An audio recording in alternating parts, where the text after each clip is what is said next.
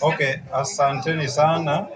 Baada ya mkutano wetu ambayo imeenda lisali moja na nusu, tumekuwa na mkutano mzuri ambaye mkutano wetu wa leo ajenda yake kuu ilikuwa ni jamii ya Waluo ambao wanaishi sehemu ya Kilifi South kwa jumla, ambayo imeshiriki Junju, Mtepeni na Shimo la Tewa, ambayo tumekuja pamoja ili tuchague viongozi ambao watatuongoza kulingana na matarajio yetu ya sote jamii ya Waluo ambao tunaishi sehemu hii ya Kilifi South. Baada ya mkutano mrefu ambao imekuwa ni mzuri na kila mmoja amechangia shida na changamoto yale ambayo tunayapitia, ili tuweze kuungana pamoja kusaidia kila mmoja wetu ambaye anaishi sehemu hii ya Kilifi South. Na washukuruni nyote kwa sababu ya nafasi yenu na pia kuchagua viongozi hawa ambayo siku ya leo tumewachagua wakituongoza.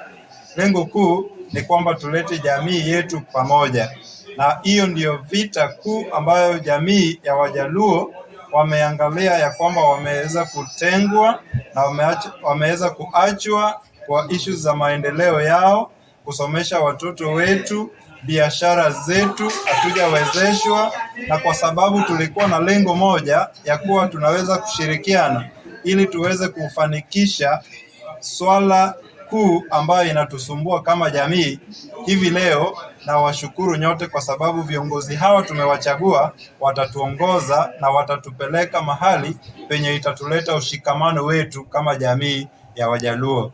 Asanteni sana na washukuru tena nyinyi ambao mmechaguliwa. Nitawasihi muweze kuongoza jamii hii ambao wamekuwa na imani kwenu ya kwamba mtawaongoza vizuri, bila mapendeleo, bila ubaguzi, bila chuki na bila fitina, ili tuweze kuwezesha wenzetu wakuwe katika hali ya amani. Pia tukishirikiana na wale jamii tofauti ambao tunaishi nao, tuonekane kama jamii wale ambao wana malengo na kusudi lao itatimia.